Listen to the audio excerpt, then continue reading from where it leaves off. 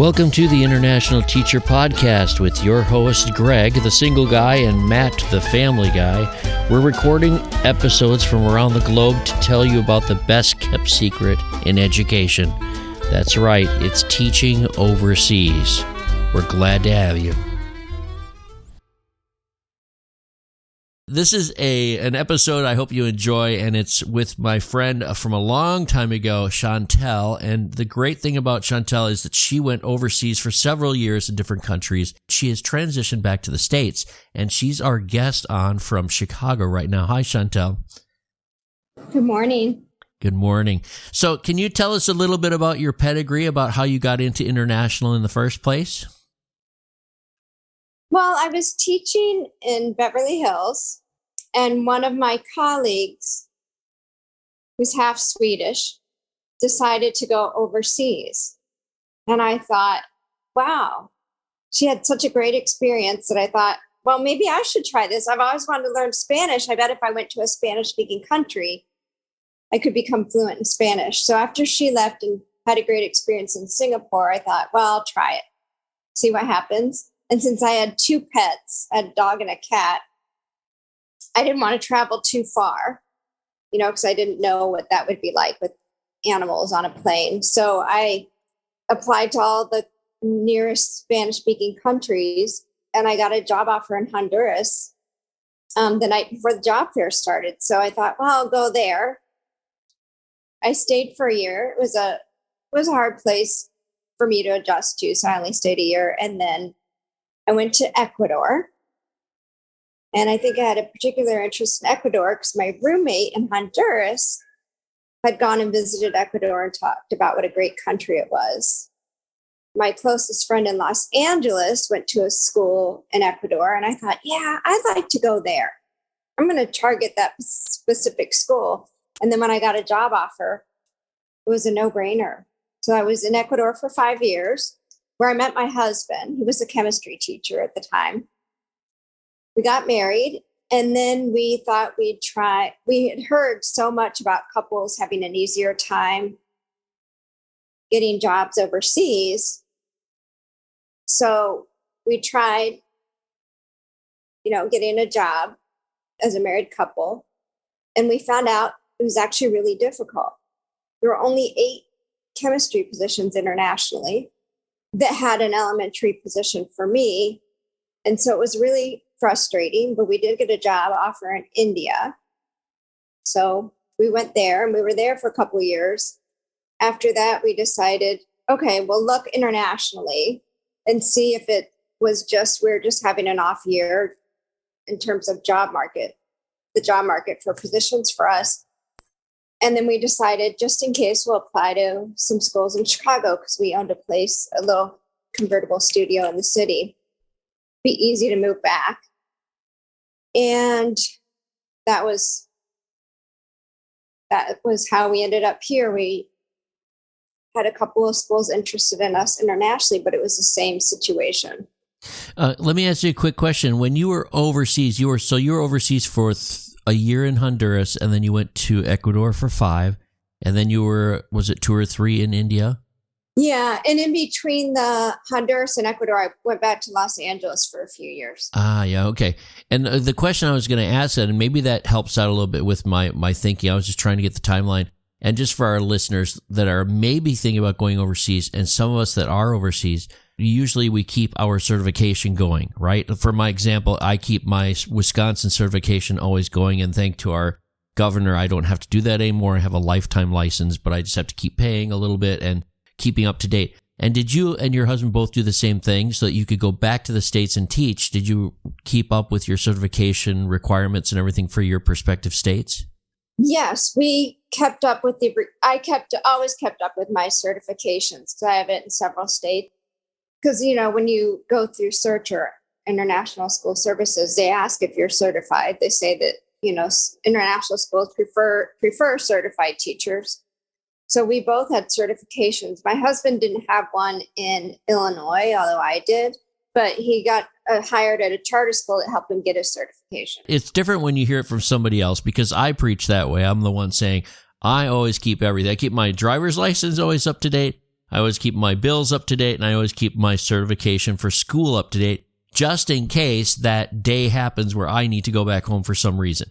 We all have family. We all have back in our own home, our passport country, and you and I are both from the U.S. So I always keep things up to date just in case I have to go back and I have to teach back in the States and maintain a job back there.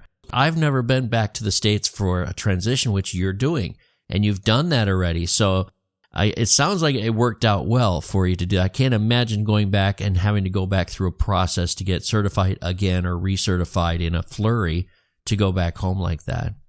So it depends on where you're certified, and the reciprocity, because Illinois would accepted my husband's certification in Virginia, and Illinois would easily accept a California one. So it depends on the state where you're in, where you're going, whether it's going to be easy to make the transition. I love that word reciprocity. I always think of college with that, of course, right? College credits going across. So I guess it's the same with teaching. I don't have the national board certification. I mean, I've heard lots about it in the past. Anyway, you transitioned over to Chicago. What is the number one thing that you had to get used to when you came back to the States? Yeah, I think there were two things that were hardest for me. Was the cost of healthcare. That was just shocking. I had some really difficult health challenges in India, and I was in the hospital for 5 days, 4 nights and 5 days, had a couple procedures, and without insurance, the bill was $500, but the insurance paid it. And, why does an MRI cost $100 in India and $6,000 here? Wow. 6,000 compared to 100 there. Wow. Yeah. $100. Don't get me wrong. It's super expensive for a local. Right. But also going to a specialist doctor, a gastroenterologist, that was $10, and you could get an appointment sometimes the same day, but easily within 3 days. And let's see what else. A colonoscopy there. I had many of those because I had health issues related to, digestion, and that was $60. Here, it ranges between 10 and 13,000. Your school gives you insurance now in the States, and your school, when you were overseas, I know that you were, even in Honduras, you had to look into healthcare in order you could move there and you could be taken care of without having to go back to the States. Right. The school in India had a certain package for you, some kind of an insurance program that you paid into, they would pay, and you had co-pays. Like you're saying, it depends on the country you're in, because the cost of healthcare is normally around the world. It's much less than in the States. That's a drastic difference, though. $6,000 versus $100. Wow, that's a slap in the face, and you're not used to that at all. Yeah, because I was diagnosed with, and it's okay to say, it was ulcerative colitis. My medication was $8 a month in India. It's $940 a month here if you don't have insurance. Oh my God. Holy cow. I can see why that's number one on your list for getting used to back and living in the States. Well, and just some of the other things that, make more sense in India and same was true in Ecuador is doctor's appointments. You could get them during the day sometimes, but generally doctors saw patients from like 3 to 8 in the evening. Because everyone's working. Yeah. Right. Yeah. People can't take off work to go to the doctor. And in India, you even had doctors, you could go see the doctor on Saturday or Sunday. How were the facilities and how was the healthcare, though, for what you paid for? Oh my gosh. Well, the gastroenterologist I worked with had spent most of his career in England and had come back a few years before. But I think it's like the US, you go to a good doctor and you get really good care. I see, because you're not going to some clinic. You're talking about major hospital. To be fair, in India, I'm sure they have great hospitals that the upper class, and you're going to the upper class ones in India because it's a different situation. But you can afford to go to the best hospitals there as opposed to maybe going to the best hospital in the States. We're not going to all go to the best hospital. We have to pay for what we can. Right. Yeah, I'm trying to be fair enough because I don't want to give the listeners a a bad impression that something's wrong with India. It's just that I see India as just there's so many people. I imagine 5,000 people waiting for a doctor just because there's 5,000 people waiting for everything in India, right? That's my opinion. Well, I remember when I first got there and I saw a doctor and I said, yeah. And then I went and I said, yeah, I'd like to make an appointment for 2 or 3 months from now to come back. And they said, what? We don't do that. You just tell us when you just come when you need an appointment, or you call us a day or two ahead of time. We don't take appointments that far in advance. It's because of the money involved to see that level of doctor, I guess, right? Wow. I didn't think about that. Because here, I mean, it takes forever to see a doctor here. You know, they'll be like, I'd like to make a dental appointment. And they're like, okay, well, let's see. We have something in May, but it's November. And then you call and you make an appointment you just get to know somebody in the front office, and they bump you ahead, and it's just a who you know thing. Good to hear that they have great health care, but the amount of money, wow. I'll just sit there and think about that for a second. Yeah, in Ecuador, much cheaper, but not as cheap. But you could, as my husband says, you could take a zero off any price from the U.S., and that would be your price in Ecuador, which again is expensive for a local person, but it makes you wonder why healthcare and, medications are so expensive here when the rest of the world doesn't pay those costs. I know a lot of people that go just to Thailand, and they go on these, even from Switzerland, they'll go to Thailand just for like their 50th birthday. They'll go and have this, I don't know, they get the oil changed and everything else, and everything under the hood looked at. I haven't done that yet, but I'm pretty healthy myself, except for being a little bit overweight. I won't say how much, but I'm thinking of also what I liked about India and Ecuador is you didn't need prescriptions for things, for many medicines. I have a story about that. You want to hear a story about prescriptions? Yeah. Oh my gosh, this is terrible too. I was in Venezuela, and I had just moved there from Cambodia. Like Honduras, Venezuela is a country where you could walk in and get anything without a prescription. Mm-hmm. So my friend had she had some kind of a kidney stone, or something was wrong with her kidney. So she was almost passed out. Like she just had to go to a clinic. So I put her in the car, and I spoke Spanish at this time a little bit, but not very much. I'd been there for about a month before she arrived. She wanted to go to the clinics. I put her in the car, and I take her to the clinic, and we go to the front desk, and the lady says, okay, so where are your prescriptions? I said, what do you mean? She said, well, you have to bring medicine. And I said, write it down. I said, I'll go and get it from the pharmacy, and Emily needs to stay here. And the lady at the desk writes it down on a little sheet of paper, a little scrib note. Like she grabs a napkin and writes down like what I need. So I drive quickly around like 3 or 4 blocks away and go into the pharmacy, and they gave me this little bag of stuff, including, I kid you not, including the IV bag. Like they had nothing. You bring everything with you. So the IV bag too, because they were going to put her out to do an examination or whatever they needed to hydrate her. So they had the medication. I had the medication. I had the IV bag and everything.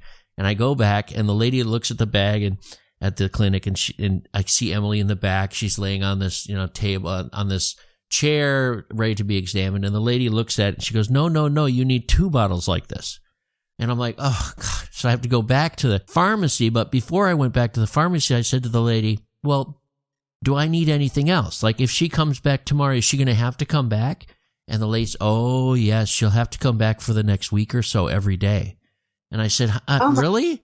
So I went back to the pharmacy, and she had written on another napkin, and she said, here we go. She wrote the same thing down again, but in a few more, like for another day or two. And when I got to the pharmacy, I said to the lady, can I just get 5 days worth of everything?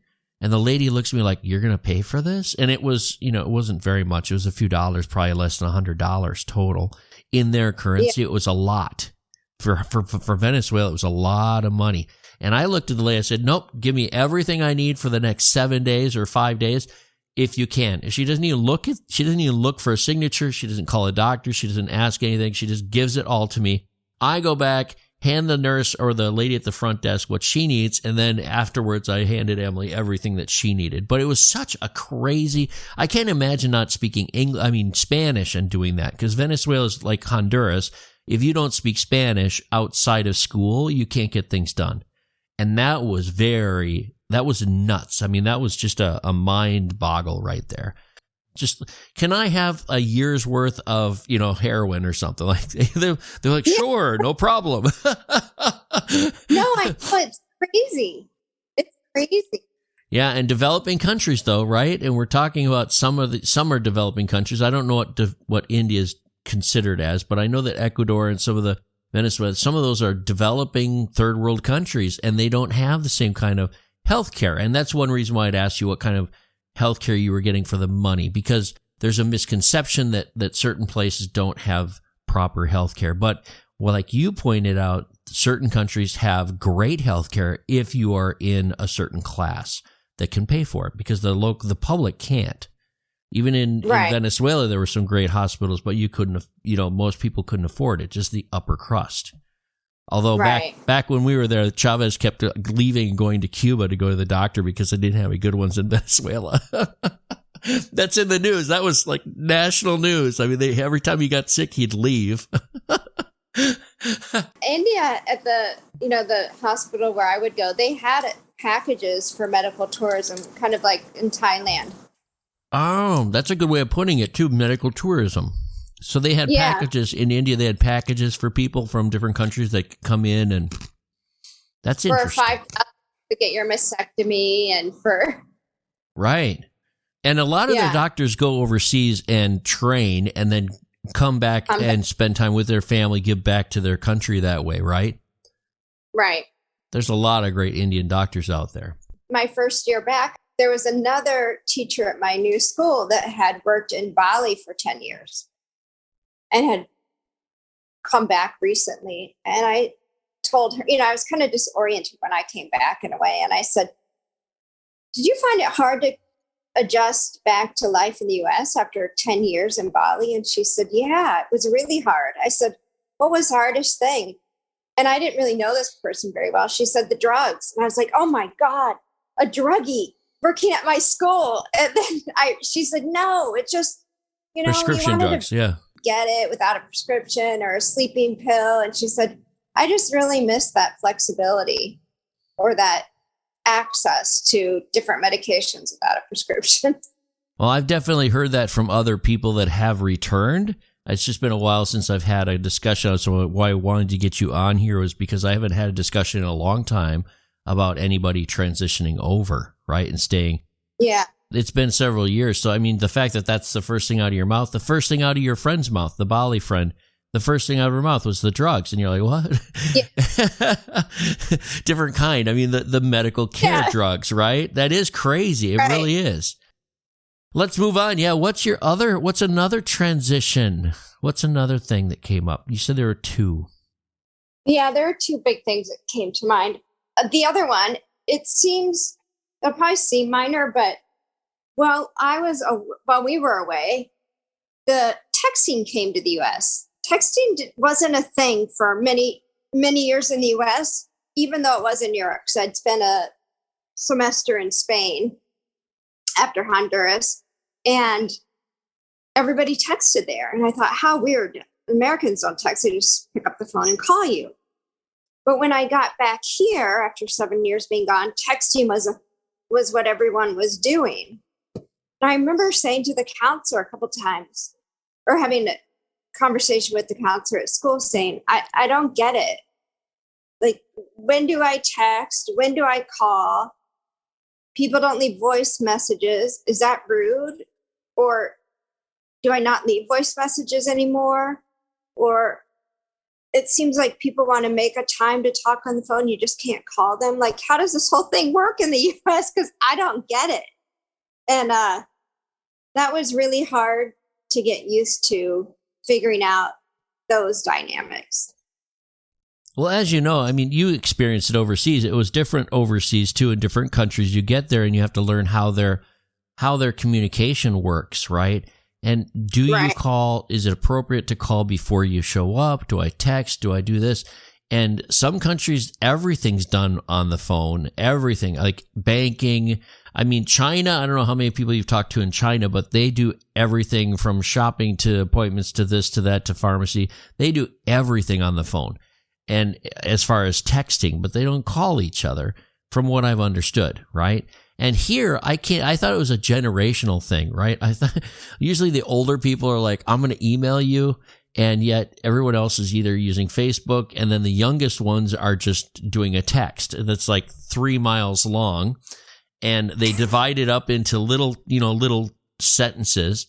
My dad now my dad, who's 78, my dad's texting me, and I have a text that's like 3 miles long, and you see the little 3 dots on iPhone are like ... they're typing something, and I'm waiting forever. It's reminds me of Mavis Beacon typing tutor or something. I'm waiting for my dad to type out this long message. It's very appropriate that you bring that up. It's not a minor thing. I think that getting used to that, no matter what country you're in. And it sounds like the States was almost like going to a new country after being gone for so long.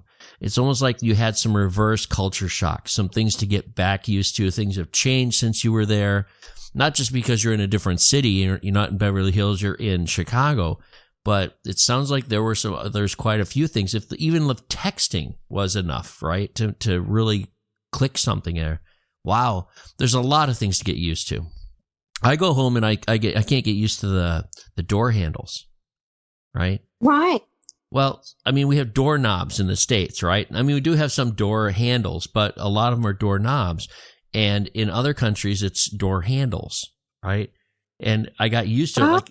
And it's the little things, right? When I was in Switzerland, everything had a door handle.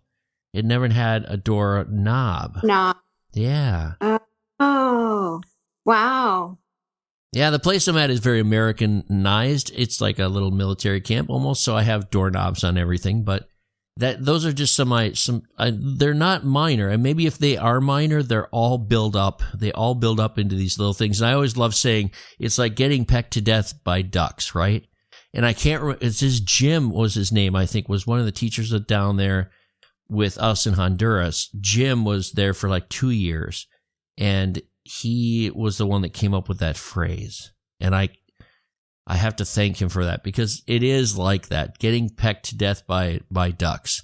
When you're in Honduras and your water goes out, your power goes out, and you can't do this, you're on the brink of crying and you're frustrated, and somebody has to zoom in and help you, and you're like, what do I do now?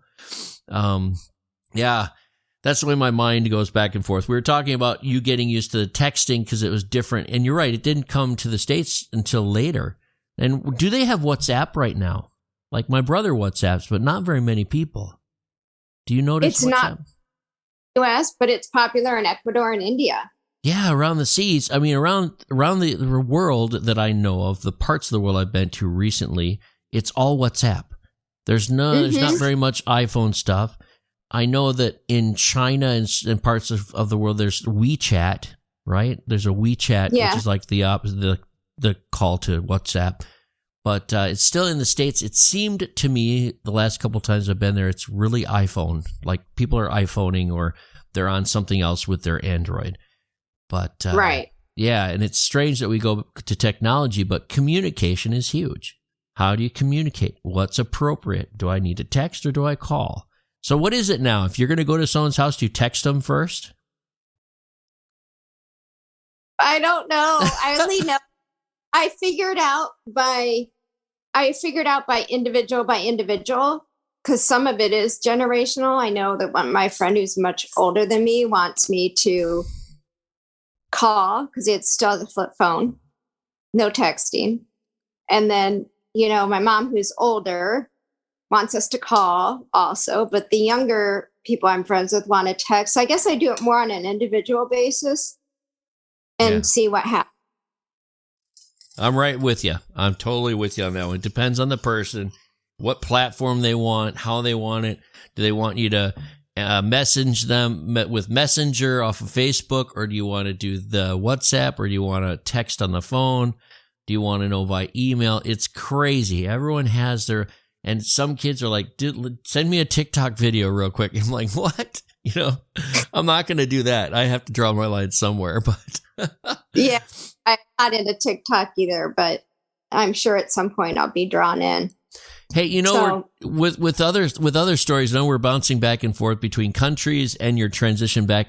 Do you have any police stories for me from Ecuador or from India? Any fun police stories? Well, my husband does martial arts training, and he was training with the head NCIS guy at the embassy in Ecuador. So we verified that this was the case. But in Ecuador, the leader at the time decided that they're not going to prosecute any crime that's worth under $600 or less. Oh my God. What year was that? And you know that, my gosh, I'm not very good with years. It's been 8 years since we left. Okay. So this was happening while we were there. And, in theory, his belief was, if someone's probably stealing something because they're stealing food or they need something for their family that they can't afford. And so, they're stealing necessities, which is not a high priority for them to prosecute. But when you think about it, $600 is 3 months' salary. Was 3 months' salary at the time. So that's quite a bit of money. It's not like, $600 here. So crime really shot up and at the time. And yeah, there were lots of good police officers in Ecuador, just like, in any country in the world, including the US. But oftentimes we'd walk around the neighborhood and the police would be asleep in their cars. Oh my gosh. Or did they have weapons? Did they have a gun and they're asleep? I mean, I remember Honduras, they didn't have any bullets in their guns, or the guns were from the World War II or something like that. They were never cleaned. I mean, sometimes seemed like a threat, and other times you just sort of laugh and look at them and say, oh my God. So these guys sleeping, would they be armed? I mean, these police officers? Well, the police officers, to the best of my knowledge, in Ecuador, because my husband would see the clips, right, the guns without them. Oh, so yeah, they didn't listen them. The clips were kept separate. Oh, well, and then go ahead. And then, I love Ecuador. It's like my second home. But most people I know had been robbed multiple times on the street, and/or had a home invasion situation where they were tied up and everything was taken. Or another popular thing was to hijack the delivery people and get into our house that way. And so that was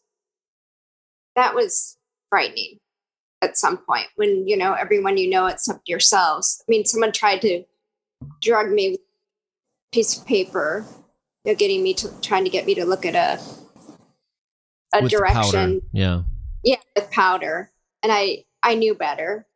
And that just for our listeners, that was even when I had gone to visit and I saw Chantal and her husband in Ecuador at the time, and we had been warned about it back in the day. We had been warned about going there their city. It could have been you go to an ATM and somebody might offer to, for you to help them with a map or something, and then they would have some kind of a powder that would drug you, and then they could take your money and stuff. And that was a very real thing, and it sounds like it was still happening while you were still there. And it's scary. I mean, it's like living, and we don't want to scare all the audience and say it's all bad. It's been happening everywhere. We even had in Honduras, Chantal, do you remember when we were living in Honduras? It was 2004 at 200 back in the 200s. In 2003 and 4 when that was the year you were there, I believe. And we had home invasions within our community. Remember that we had the girls were there at home, and we came on the bus early and they interrupted a robbery, and we had that's when they first started putting in all of the alarm systems in the homes. Right? That was the year before I got there. Oh, it was the year before you got there. That's right. Okay. So when you got there, Okay, when you got there, we already had the alarm systems in. Okay. 'Cause Yeah. there were some apartments that had guards. Well, we call them guards. Jorge and his brother would be at our gate 24/7, but they were always asleep. And then the apartments that didn't have guards, sleeping guards, they would put in the alarm systems. But yeah, it's in all fairness, it's different in every country, and you experience the same thing. I've had lots of different safety issues in different countries. It depends on where you are. All right. Let's take a moment break for a little contact information. We'll be back in 5 seconds.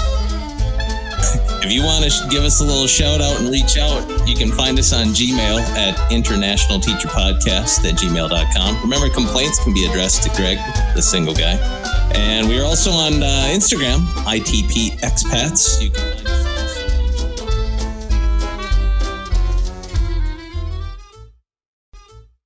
In fact, Chantal, I had a question on the show, on someone else's show. I had a question saying, is it safe for women to be alone overseas and as teachers? And my first response was, you'd have to ask a woman. And the other response was, I'm sure it depends on the country. And my other response was, well, we learn to live in certain countries. And did I do a good job with that answer?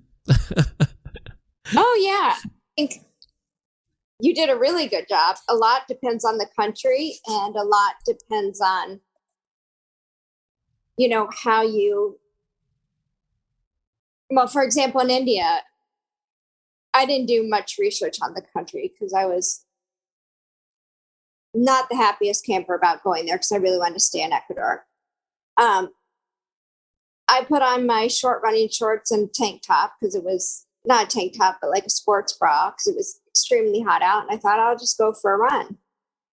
Well, there were kids coming after me in the street and I almost caused a car accident because the guys were looking at me. No Indian woman goes out like that. Well, that was the last time I ran in public in that attire. But it was, yeah. And it was, and women, I don't think are taken as seriously as men in India. And so I kind of had to be, I had to be much more aggressive when I didn't have my husband. If he went to a conference or something and there was a problem, I had to be much more aggressive with the locals in order for them to take me seriously. And we did, in India, it was interesting because in some ways you had advantages for being white. And in other ways, it was a drawback for being white. So, for any Indian, even in a region outside their hometown, you're more at risk of getting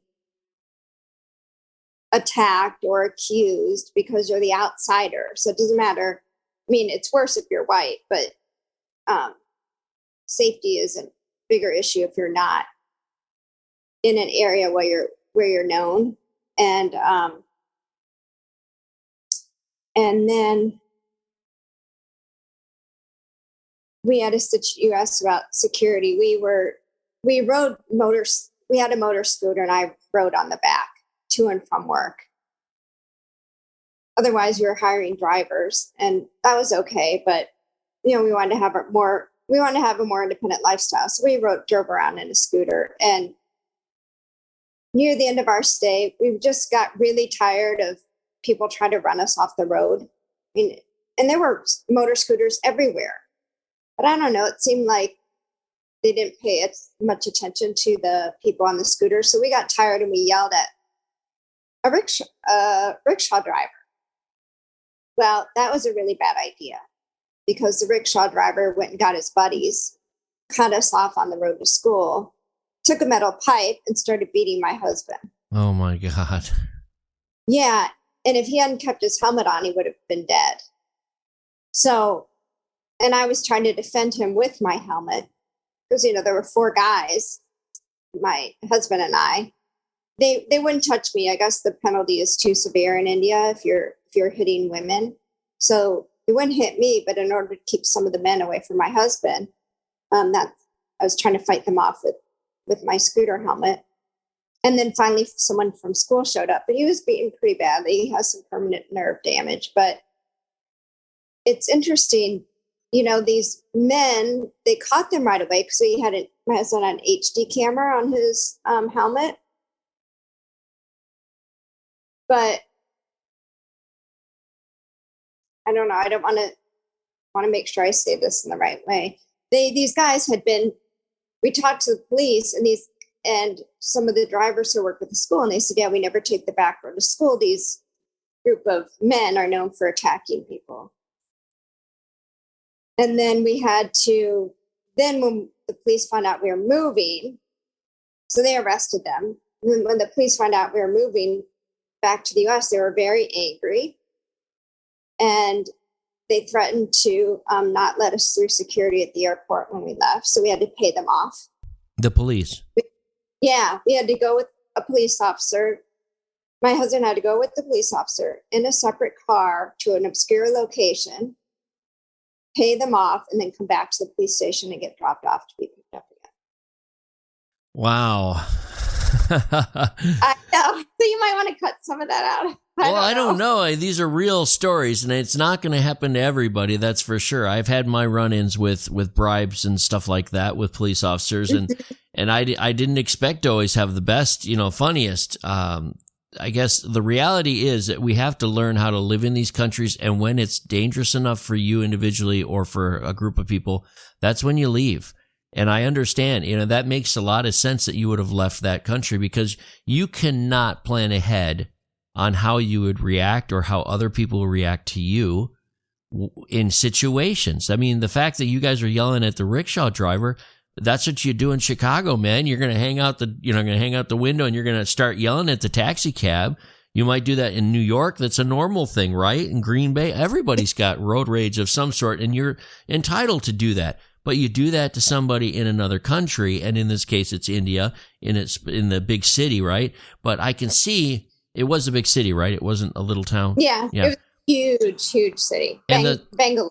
Yeah, and Bangalore, India. And I tell you what, man, I leave it on the show because it's reality. We're not trying to hide this stuff. It's not easy to live overseas for you or for anybody, Chantal, is it? And you've lived through some tough times, it sounds like, and having to leave a country because it's not safe is a very real issue. I think there's a lot of us out there as teachers, us meaning teachers. We go to a country, and it's not safe. And it's told, everyone's like, oh, it's safe. You have to learn how to live here. But you have some kind of an incident, and you need to leave because it just wasn't safe. And I've heard story after story after story that we'll, at some point we'll include on other interviews. There's stories of every country like that. Where you do not feel safe, and therefore, since you're a free agent, basically, you leave that school. And it's not because you don't like your position. It's not because you don't like the school. You don't like living there. It's just that you've run into a situation that you can't get out of. And you don't want to have that happen to either of you or your family again, because it's safety. And I guess that's why teachers bring up questions. People bring up questions about living and how safe is it to live so-and-so in this country, this city. And your story is definitely, it's an eye opener. And I think it's important to hear that kind of a story, because you're not pointing fingers and you're not saying it's only at this place that I had to leave because of this. It's like it was an incident and it could happen to any of us. Right? Yeah. And you can't expect a school to support you necessarily when that happens. The school we were at, I mean, we really liked all the people at our school, and we understand their position, but the administration at the school very much put up a wall around themselves and distanced themselves from us. Oh, wow. I mean, I've heard both sides of that kind of story, like one where the school steps in and protects you, and the other one where the school doesn't.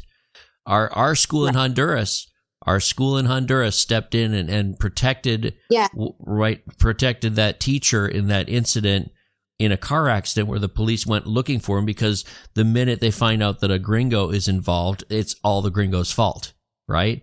And our school sort of surrounded the wagons around that teacher to protect him and give him some legal help, as opposed to what it sounds like the school was just back off with you in India.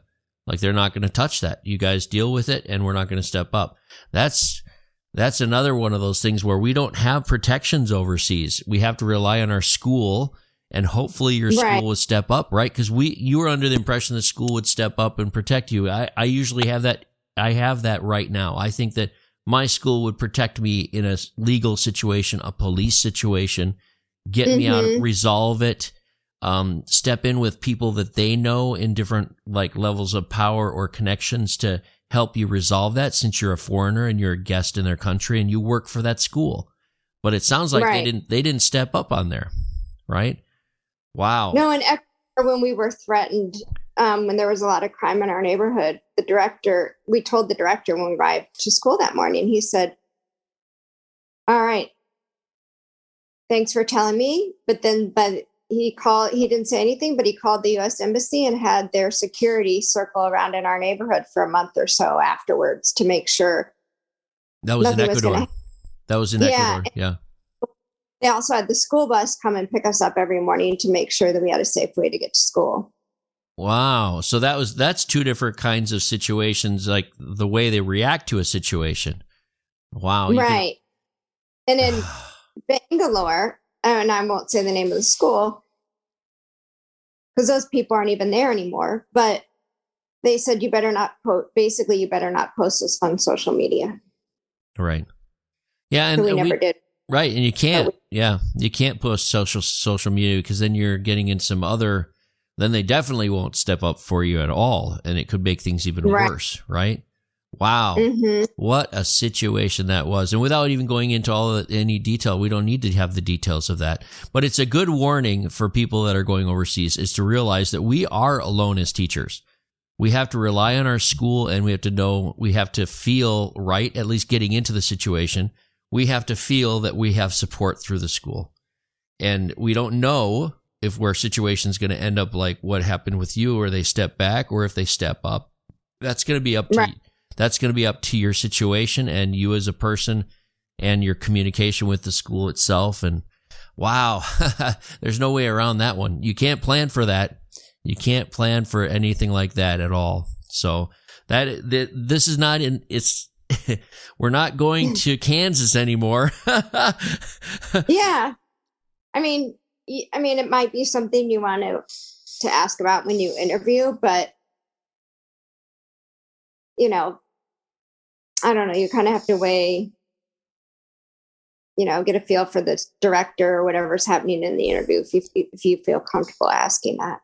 I agree with you. I don't always ask about safety because I've been in some really dangerous places, but I think that safety is always going to be on, the list of questions, especially the single women that we know that we don't know. The single women going into interviews should definitely inquire about how other single people feel. They should even call and ask for emails of teachers that are there currently if they're wondering about safety, and they should talk to people at that school currently if possible, if they're that far into the interview, if they get to a choice, right? If they decide whether or not they want to go because of safety issues, they have to ask people that are living there currently.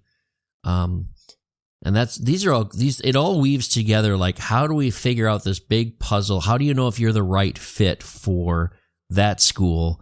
And you can do everything right, get there, have a great time teaching, and something could be pulled out right from underneath you, like this situation with the rickshaw.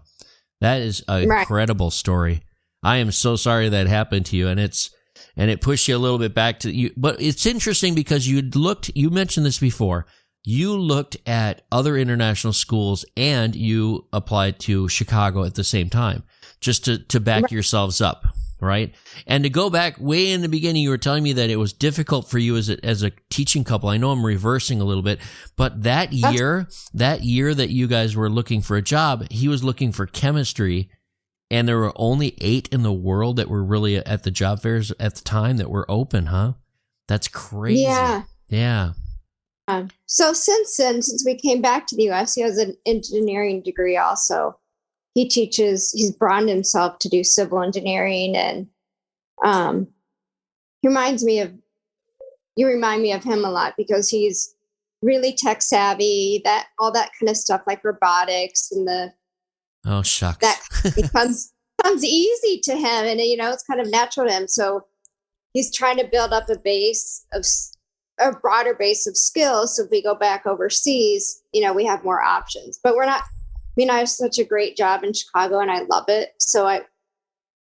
And he loves his job, so it's unlikely. But as the pandemic has taught us, you never know what could happen. So it's always better to, even if you're in the US, keep broadening your skills, because the broader your skills, the more options you'll have overseas. So I have a question for you. Are you guys are you keeping overseas as an option? I mean, you feel that draw after living in the States, and you've had great experiences and you've had some bad experiences do you feel that draw to come back out with us and be overseas again? I know you can't speak for your husband, but do you? Overseas, if it was easier as a couple to find jobs, we would have, and I would definitely prefer to be overseas. But at this point in my life, with our parents getting older, and change gets harder as you get older, I just feel like, I definitely feel envious of all my friends overseas all the time. But then I think, do I want to, after 6 years, I just got tenure at my job, do I want to trade all that security and, I don't know, comfort to go start all over again in a new country? Yeah, Maybe. our decisions get harder as we get older. I know. I don't have anything. Yeah. I don't have anything in the States except mom and dad and my close family. And if I would go back in a heartbeat, and I have before, I'd go back in a heartbeat if I'm needed. But it's hard to be away from family, right? And my parents are getting older. Your parents are getting older, so it must be good to be in the States for that, right? That's the one thing that I would really wish that. I'll be on the first thing smoking if I have to, right? But being in a situation where I'm overseas and things are all happening and the kids are all getting older and stuff, there's a lot of give and take. And if it's not the right time, maybe years later, you're going to be like, you know what? We're going to go overseas. We got to go overseas again. Let's go to Bali, right? I'd be up in Japan. Japan would be nice, huh? Yeah. My brother-in-law is a head of school. He was a head of school at a school in Japan, and we went there a couple times to visit him and his family and fell in love with the country. I've never been there. I have interviewed one other previous guest on this show, was teaching. It was in Japan when we talked. I have another one scheduled, younger guy, younger person. He's about 26, and he's actually setting up an interview with me to talk about living in Japan right now. And I look forward to going to Japan at some point. I just haven't yet. But that's your next spot, huh? You think you're even traveling maybe to go to Japan? Well, we've been twice. So we spent a total of 3 weeks in Japan. If you want to go somewhere safe and you're going to be safe, go to Japan. Japan is should be on the top of your list. There's so many international schools in Tokyo, and it's just such a beautiful place and so safe. And the people are very friendly to foreigners. So I'm going to put that on my list. I love it. And, I guess I'm just miffed here. I'm wondering, I keep going back to the fact that it's so difficult to find a job as a teaching couple. I guess maybe it was the timing. I guess I want to say it's timing. It has to do with the right fit. It has to do with the time. It has to do when things are happening and when people are moving. It's hard to really figure out when to look for a job. It's not just when you're ready. It's almost like, when is the market ready, right? And I know you mentioned exactly how many people were vying for the chemistry position, as well as having an elementary position open at the same time. That's so difficult to find that kind of a school at the timing that you're looking for a job. It's crazy. But I guess, go ahead. Another couple we were in India with, they had a position for one of them, but they wouldn't just take one of them, of the couple. They wanted to have positions for both, which I can see because the spouse might get restless, they might be lonely, they might be bored, which makes sense. But another couple, probably our closest friends from teaching internationally, she's an administrator at a school in Thailand, and I don't understand why they didn't hire her husband, because her husband's probably the smartest person I know ever met, and great with tech. He was a tech director in Ecuador, and he just taught math and science and all these things. And they wouldn't hire him. So he's been living half the year here in the US and half the year in Thailand for 5 or 6 years now. It's hard. I guess the thing is that they might miss once in a while, and the recruiters, they have such a hard job. The superintendents that go looking to fill these positions, I mean, on their behalf, they have a huge puzzle to put together. Who is going to fit into the personalities, the right job description, the spouse, how, what's their history like? What positions do we have? Do we hold a position open? Do we not? How do we promise a position if we don't have it? I can't, do you guys go to job fairs? You go to ISS, or do you do search in the different times? Search. You did search, okay. We did search only, and we looked at Thai Online, and that's where you can see where the job openings are, because it lists them all. And yes, it is. I mean, it's an incredibly difficult job as a director. I agree. But I think the myth that it's much better to be a teaching couple, which was what was going around in the international world when we were there, is I think it's actually quite the opposite, but not impossible. I mean, depends on also the combination you're looking for, right? Right. Yeah, you just destroyed part of my book. Oh, sorry. No, that's okay. Yes. I accept the fact I am not a teaching couple. So I was only basing the idea that teaching couples are the number one pick for schools. It has to do with timing. Don't worry about it. This is your true experience. I was just talking about in my book, which just came out. I'm talking about the fact that they are searching for teaching couples over singles, and you will get the job over a single many times as a teaching couple if it's the right fit and if it's the right position that you're looking for, right? So if there's a chemistry position open, right, at a school, if there's a chemistry position open and you two apply for it, and then there's a single guy or a single woman that's applying for it too. If they have an elementary position open for you, they won't even look in at the single person because they get 2 for 1. They'll get you for the elementary, and they'll get the chemistry. Your husband will fill the chemistry. And the whole package, the insurance is easier, the travel's easier, your commitment is twice the commitment, because there's no way you're gonna risk leaving. You'd have to agree on both leaving or cutting out a contract. So the security of that job, those are all the things I was thinking of when I wrote this section of the book. And it's a very small section. I think it's like a couple sentences. But the fact that teaching couples have a leg up on us as singles was meant in that flavor. And hopefully it comes out in the book that way. I'm not really sure. But that's what I was aiming for. No. And so then I took the chemistry job out of it, and I was looking for just upper elementary, because I didn't think, I've been in 3rd through 5th grade most of my whole career. I don't think going to hire me for 1st or 2nd grade. But when I looked for just upper elementary positions and took out the chemistry, I mean, I could go pretty much anywhere in the world. Right. And then he would be baggage. Right? He would be that trailing spouse. Yeah. Not baggage. I meant that not derogatory. Yeah. I was joking. But it wouldn't be so. And when you can't always expect the school to then, when something opens up, then to hire your spouse either, which is what happened to our friends in Thai, who went to Thailand. Oh, man. Thinking they would hire him, and they wouldn't.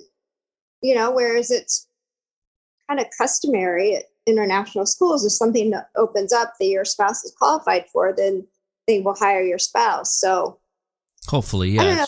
It's tricky. It is tricky, and it's different. Every school is different. Every single school situation and every hiring situation is different.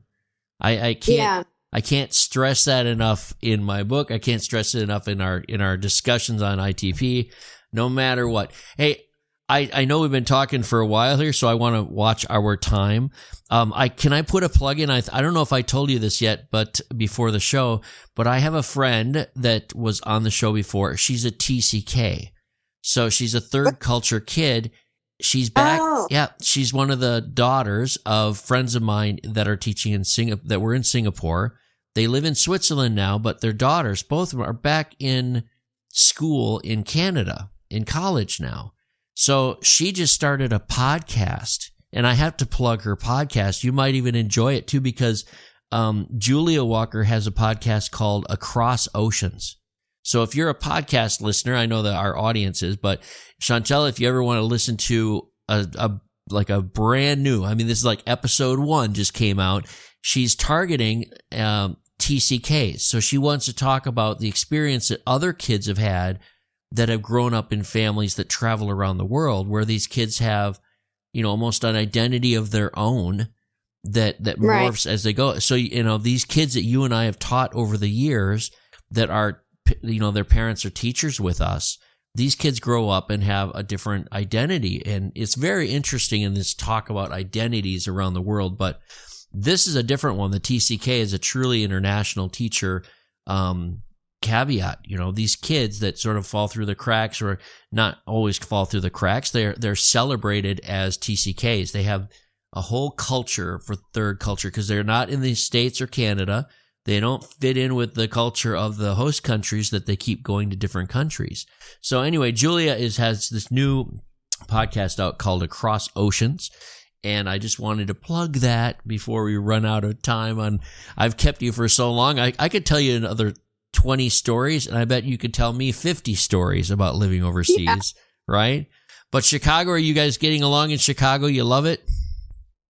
Yeah, we love our jobs. We have a beautiful condo. We brought 2 cats back from India that we adopted there, and things are going pretty well. So, and you're teaching elementary still? Yeah, 5th grade. Awesome. Okay, good. And that's what you taught overseas. So now you're back in. What is your husband doing again now? He's teaching civil engineering, 2 different levels, organic chemistry, and welding. Well, somebody missed out when you were looking for a job overseas if they didn't hire your husband for chemistry, if all this other stuff going on. And they missed out on a good teacher, too, a good elementary teacher. Wow. Oh, thanks. How about other final thoughts? Anything you'd like to share? Any advice? Any questions? Anything? Yes. Okay. I think it would I haven't seen your book, but I've been thinking for years that someone needed to write that kind of book. And I knew I didn't have enough experience teaching overseas to do it. So I imagine your book is, I'm not saying this just because, you're my friend, but I'm imagining it's probably a really helpful book for teachers looking to go overseas internationally. It's stellar. It's amazing. Yeah, it's a book that someone has needed to write for years, and I'm glad you did it. Yeah, I am too. It was a long journey, and it's out now. It's on Amazon, and you can buy it, and I'll put links in for it. Of course, I'm going to start promoting it. I don't even want to make money. I just want people to know about it, right? Because there weren't books like that out for us when we went overseas. We didn't know. We were asking things like, do I take deodorant along? And, we didn't know those answers. We didn't know what questions to ask, and we didn't, much less going to a job fair. And that's why I wrote it, and that's why there's stories in there from the last 20 years. So I hope that that people are willing to read it, and I hope there's a need for it. So it should hit a real niche of people that are looking at overseas from the States, especially in Canada. And that's what I'm hoping for. And this podcast has been a big help too. Go ahead. I hope you put something in about tampons, because those can be hard to find overseas. Oh, I can't remember if I put anything in the book about like the tampon thing, because I remember in Honduras they didn't have any at all. It was just pads. I know. And we put that in the information on the website for teachers coming to that school. I was in charge of that discussion group that we started about 2nd or 3rd year there. of incoming teachers, and we put tampons definitely on there because you couldn't find them anywhere. They just didn't believe in that, right? It was a very Catholic community. It was a very culturally like taboo thing of any kind of insertion, right? So they had to have pads. And that was, anybody coming from the States is like, why can't I find any tampons, right? Oh, my God. That is so funny you brought that up. Oh. Well, if you ever do a revision for the book, you can make sure to include that. Well, it definitely will. I usually call that stuff first world problems. And I have first world problems right now. I can't find the right Cheerios. And when I say that, I say it sort of sarcastically because where I live right now is not really overseas. It doesn't feel like I don't have the same challenges. Because I tell you what, in Honduras, you were lucky to find cereal at all. It was more like a baleada for breakfast, like a breakfast taco. There was no cereal that I remember except cornflakes. And cornflakes and Coke. I could write a whole thing about cornflakes and Coke because it's around the world. You can always find cornflakes and always find Coke around the world. Yeah. Yes. And beer and all that stuff. But yeah, here I have the problem of finding Cheerios. They have plenty of tampons if you need them. They got plenty of cereal. It's just like the U.S. here. They got plenty of that stuff, and it's not a first world problem here, but it's funny that you mentioned that. And I'm glad you know about the book. I'll definitely, I'm still laughing about the tampon thing. Yeah. I am going to buy a copy. I really want to read it. Well, I hope you enjoy it because the first half is how to get into a job fair. And since you've already done that, you could probably glance through it and see if you agree. The second half of it is all stories. So like we talk about stories on this podcast, you could probably write your own book. And I think you should write your own book about your experiences overseas, the good, the bad, and the ugly. And that's what I think is important because it's reality. It's not all sugar coated la la land out here. There's some hardships that we go through, and I thank you for sharing those because it's not easy to open up about those, but other people might learn from these and actually take heed and caution, right? There's plenty of reason to worry about going overseas, and it's how we deal with it and how, we make it through those situations. So I thank you for sharing those. One last final thought. What I realized is, there are a lot of hardships overseas, for sure, depending on what country you went to. But, the longer I'm here in the U.S., you have a different set of hardships. So it's kind of what hardships, I believe that life is a school. You're going to have hardships and lessons wherever you are. So it's just whether you want to have your hardships by living overseas or whether you want to struggle with hardships at home. There's always going to be hardships wherever you are. I can't think of a better way to end a show than with the wisdom of Chantal. Life is a lesson. Life is school. I love that when you repeat it. So thank you very much, Chantal from Chicago, and sharing her overseas experiences. Thank you. Bye, Chantal.